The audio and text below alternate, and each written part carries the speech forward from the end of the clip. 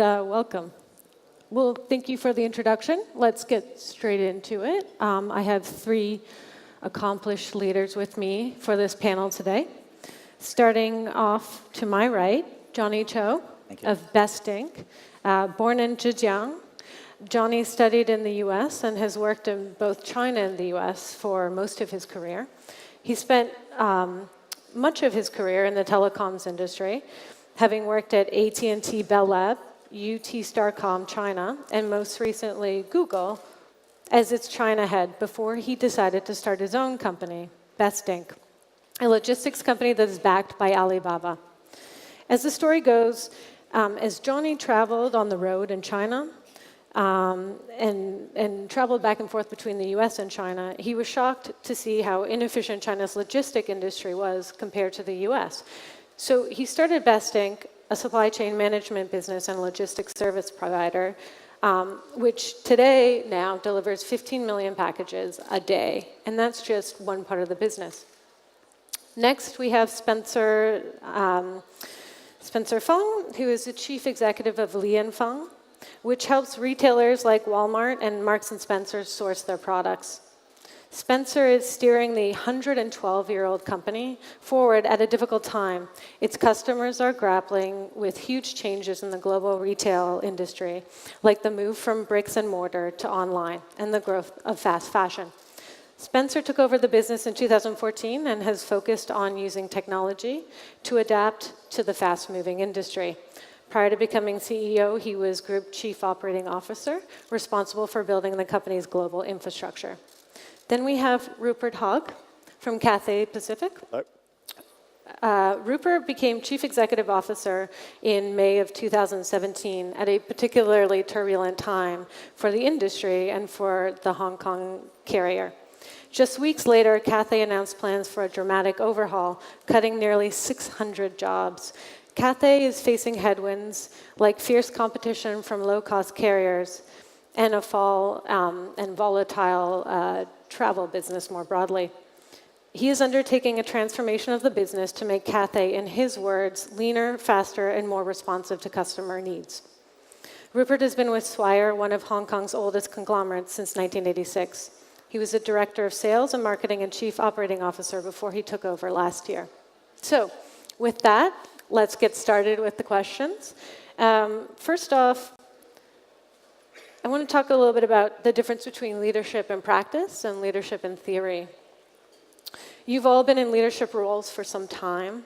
Can you share with us each a situation that was a real teaching moment for you? What was your takeaway from that? So, Johnny, I'll have you start. I was in the telecom business before, so I was engineer. I started this integrated logistics service. Actually, I haven't never done it before. So first movement is that you really have to set a vision and seeing very far. And often you get doubts when people and your partners and say, this is impossible, that cannot be done. It shouldn't be done that way. So how, you have a movement, you hire the people, you have the people coming on board, but maybe after 6 months, a year, they quit. They don't think that's possible. This is the movement that you really have to be stay your course and stay your belief. And another movement like this is that, often you run out of money. A few years ago, I have that movement when we were trying to raise the fund, and the money dried up. And there's many interesting people were talking about it, but they would say, asking, when you're going to make money, how this thing going to be happening. And that was really a tough time. How you're going to continue to keep yourself spirit high and continue to communicate with your team, and the partners and shareholders are able to get support. And I think that was the takeaway I had in the last 10 years. Looking far, stay truthful to yourself, be a good person so people can rely on you and willing to trust you what you do. And when this talk time does come, and you have to really, really stay on your course, trust yourself, and what you're doing, it's right. So believe in yourself. Yes. Stay strong, stay true to, yes, as an entrepreneur, to what right. you believe in. Okay, thank you. Spencer? Yeah, first of all, thank you, Alex and Rise, for inviting me to this conference. I'm very excited to be here.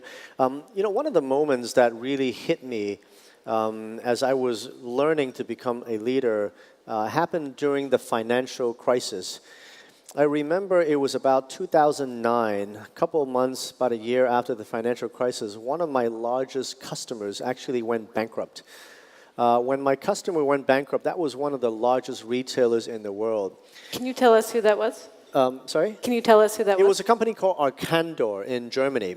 They were a $20 billion retailer across all over Europe, but based in Germany. But that bankruptcy caused basically the whole system to collapse. We were working with about 2,000 suppliers in 20 countries. All of a sudden, the suppliers came to the next biggest pocket, which was us. But nobody in our company or in the industry has ever faced that problem before. So that was the first time I realized that a lot of people who I thought was very good managers during the good times when the company was rising froze. They just froze in the time of adversity, and then kind of people in the peripheral that weren't even in a leadership position just rose up and took charge of the situation. They stayed calm. They analyzed the situation and just step by step managed that crisis. So that was when I first started thinking about starting to analyze the difference between what I call good time managers and crisis time leaders. Right? True leaders really emerge during crisis times and times of change. Kind of like now, I think the world is changing and so rapidly and turning upside down. I think the true leaders are really emerging and taking charge and saying that, you know what, the situation has changed from before. I need to have a new model. Now I need to lead my team down a new path. So this is something that I'm constantly studying now, and is how to become a true crisis time leader. You're talking about leading when there isn't a script, so to speak. Yeah. You have to kind of go with your gut instinct. Yeah. Okay. Yeah. Well, first things I would say is I'm still learning. But if you think about what we do as an airline, and you think about the activity that must go on for 500 flights to take off a day, and that's before the passengers arrive, and big operational and safety-related issues. So it's an industry that really, I think, values experience and competency in those areas. And it's an industry that values consistency and uniformity. And so what that means is that you have a lot of experienced people. Now, if you have to suddenly transform, it's essentially all around change management. And, I realized very early on that my goal is to create the vision and set the direction, not necessarily the destination, but the direction of travel, and convince people of that, and then bring them along with me, and that's a big team effort. But it's a much more difficult thing than I appreciated when I set out. But I think that would be my biggest lesson in the last couple of years. It's all about communication, clarity of vision, and the direction of travel. Okay, thank you. Second question for you guys. Who is the best leader that you have worked for? We don't need to know who the person is. I mean, we don't need to recognize them, but who did you work for who you thought was particularly effective? Why were they so effective? And tell us a little bit about that. We'll start with Spencer this time. Okay. Thank you. Yeah, I can talk about who I think is one of the best leaders that I've worked for, and it may sound a little self-serving, but it's my father, Victor. He is a person that never micromanages, but always gives a vision, and sets a lot of examples, and then let you sort of fail. Let you just do stuff and fail. That's what I like. I think everyone likes a different style. But I don't like, I guess somebody telling me what to do every single step of the way. And I do like people who provides a vision and just kind of sets a path for you to actually succeed or fail. So that's one of the sort of the best environment for myself. And I've learned a lot, under this particular style. Great. Thank you. Rupert? Yeah, I've worked for a couple of very clever people. And the reason I've liked working for them is that they've been able to take very complex situations and drive real insight from them and give real clarity. I think there's a great art to making complex things simple so that other people know what to do. And it's always been an adage of mine that it's not good enough to be right, you've got to be effective. And I've had a couple of bosses that have been very good at doing that themselves and allowing everyone else in the team below to be much more effective as a result. Yeah. Johnny? Yeah, every one of us, I think that the first career, first job is very, very important. I was very fortunate when I first joined in the Bell Labs, in my first job. I was there for 11 years, rise from engineer to manager to directors. So my first managers, or my boss, he was a very encouraging people. I was very fortunate, giving me free hands, always trusted what we want to do. So we actually was doing something very unique. You know, you was working on, everybody have a mobile phone today, right? So at the time, we were actually in 1980s, we're designing these mobile phones and these microprocessors and software when 30 years ago, these are all brand new stuff in Bell Labs. Basically, what entrusted us starting from beginning, nothing, right? Allow us to go do what we think we can do. And I learned a lot from the experience, starting from an engineer out of school to a technical manager to directors, but through this rank, learn a lot about innovation, trusting the teams. All these good things come with this experience. So I owe a lot to this, to our first managers. Thank you. Next question is about culture and shared vision. How important is it within an organization and the leaders all throughout the organization to all have a shared vision, a shared sense of values? Rupert, I'll have you start, and in particular for you, you know, in a moment of turbulence within your own company, how important is it? Tell us a little bit about that. Sure. Well, I mean, I think, you know, if you think about what RISE is about and the disruption that's possible from technologies that are exponentially growing in terms of what they can do, their capabilities, and then the convergence of those technologies to be able to really disrupt business models. And I think that's a huge, huge opportunity. So clearly, if you look at me, sort of, I'm quite a geriatric, really, relative to everyone in this room and the technologies.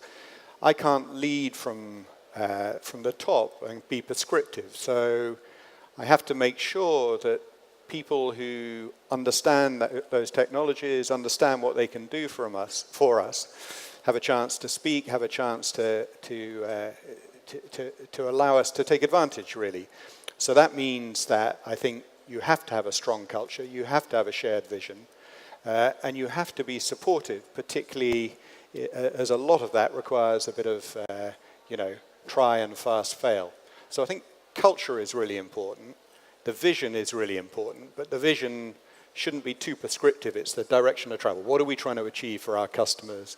What are we trying to achieve in making ourselves more productive? What are we trying to achieve in terms of operations and getting more out of our aircraft and our assets? So, you know, in that sense, you've got to have the vision, but you've got to trust people and make sure that they have an environment where they can flourish and make these technologies work for us. Mm. Spencer, for you in particular, because you have come in at a time where you're trying to lead something very different, changing a disruption, tell us what it means for you in terms of how important vision is and communicating that and making sure everybody's on the same board. Sure. We are a company with 112 years of history, so there's a deep sense of value, for example. So value is really the basic foundation of our company, which has not changed for 100 years. And the culture is changing all the time. We bought 100 companies over the last 20 years, so a lot of new culture came into the company. And now we're actually trying to, not unify, but at least set the tone for that culture. And as the times change because of disruption, our vision has changed. So communicating that vision becomes the next layer. And because we are so dispersed into 300 different locations in 60 countries, it's very hard to communicate the vision to people. So one thing that I've always learned from past leaders of multinational companies, they always tell me you can never communicate enough. So we do many different ways to communicate this vision to make sure that everybody shares that passion. It's not easy because we've been doing one thing for many, many years, and now we're trying to switch to another thing, to become more digital, for example. That vision is very hard to share or get buy-in. So we need to communicate it, we need to get buy-in, then we need to turn it into action and then execute it. So that whole journey has been very difficult, but it's obviously very, very important. But in times of change, I also see that what you do every day has to change a lot. So managing that constant change is really the biggest challenge for me right now, but it's obviously very important. Got it. Johnny, you had to convince all the people you convinced to join and start a new company with you. You had to convince them of your vision. Tell us a little bit about that and whether you have had a hard time over the years, getting people on board with your specific vision for Best Ink. Okay. Running a company, or building a company, just like running a marathon, right? So the culture, the vision is very, very important. So first of all, I always tell the team, the industry change, disruption always comes from outside.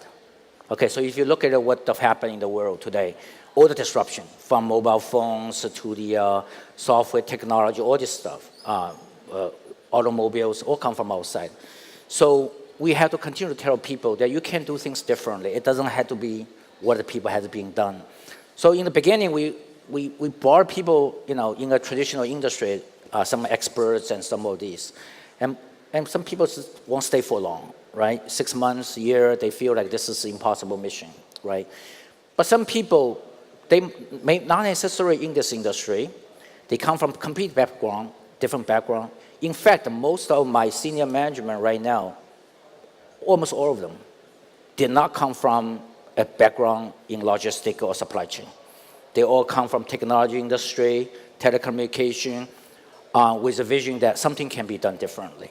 Right, so the first thing is very important that you create this kind of culture to let them know that, so we're starting from a cloud, best cloud, building the software, to, parcel delivery, to fulfillment, to, truck fulfillment, the platform, etc. This also this kind of belief that things can be done differently, that disruption comes from outside.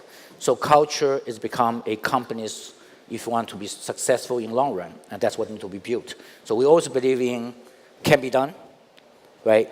Technology, everything can be done better. So you want to help people think differently. I always say to the people in the culture, when we doing the orientation for the new people come in, saying that if you're doing the same thing today as yesterday, you will not have tomorrow. So we always tell people that today should be different from yesterday, and tomorrow gotta be different from today. So when you have this kind of culture, people start thinking, okay, how can it be done differently? And what do we have today? It gotta be different tomorrow. So these are the culture we continue to install in the team and make sure that they believe themselves that whatever they think, if they put minds to it, it can be done. Thank you. Yeah. This is a tough one. Maybe not. What percentage of leadership roles at your companies are held by women? And are you happy with that number? And if not, what are you doing to encourage more female leadership? I'll let one of you jump in. Who's ready? Shall I go? So it's interesting. It depends what you mean by leadership or management. But management, yeah. Senior, we're talking senior positions. So it's basically too low. It's too low, right? So we would like to do better than we currently do. Do you have a sense of the percentage, though? Yeah, at different levels. The general manager group, I think it's about 30%. 1-3? 3-0. 3-0. Okay. 3-0. At the executive level, at the management committee level, we have a rotational system within Swire companies, and in fact, the only lady who was on our executive committee has just gone to a job in Swire Properties, so we're all men. We would like to do better in other areas, particularly amongst the pilot community as well. So we're doing a lot, I think, to make sure that at the induction stage, when we're just attracting people to the business, that we're really tapping the full talent pool and that we don't have any unconscious bias in that respect. We're pretty equal in terms of opportunity once you're into the company, but clearly we need to do more around, what makes it a sustainable career for women than we're doing at the moment. So we're on it, but we've got to acknowledge that we're not where we want to be. Thank you. Spencer? Sure. Our industry actually is sort of dominated by women. And I'll tell you why. Because retail is a detail. Supply chain for retail, that's just what we do. It's also very detail-oriented. In fact, females actually perform better in a lot of the roles that we do. So I believe that in terms of gender equality, pay equality, we rank pretty high up, even globally, compared to multinationals. There was a study being done earlier this year. And let me give you an example. In our Korea office, you know, Korea is a male-dominated society, and most corporations are led by male, and is dominated by male. I think in our office in Korea is 95% female, and the entire office is run by female. What are they doing? What kind of jobs? Management, everything. It's a fully blown office in Korea. So it's one of our strongest offices, and it's got it's got the highest efficiency level also in our whole global system. So just to give you an example, you know, so our company in the industry is actually very sort of equal, if you will. Do you have a figure or an approximate figure for senior management? I don't have the exact figure with me, but it's fairly high. You know, and all the people who are coming up, there are lots of actually female members. Okay, so as your company grows, right, or everybody had different kind of talent skills. So some people may be pretty good at 0 to 1, but when you're moving from 1 to 2 to 3 to 4, it requires different kind of skill set.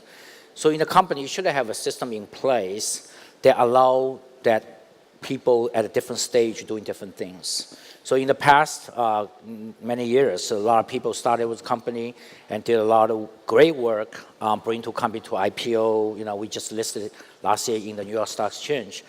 But sometimes if they keep on their current job, probably not the best fit. You got other people probably better fit into this position. So you have to be able to break this, trends of continue doing the same thing over. You need to bring different people, different talent into a different stage of work. That's what we try to do, is make sure that people can do their best in a different kind of position, and continue to create more things so people can be creating more futures and more big work. And do you have a sense of how many women work for you at the senior level? Oh, okay. We have about, our EMG group is about 10 people, I think. There's about 3 senior vice president ladies. So they are running, some are running business units, HR, finance, and all these key positions. So, we are basically trying to bring the best talents, whoever they are, and best fit to this. Got it. Thank you. Well, we are just out of time, so thank you, all 3 of you. Thank you. Great discussion. Okay, thank you.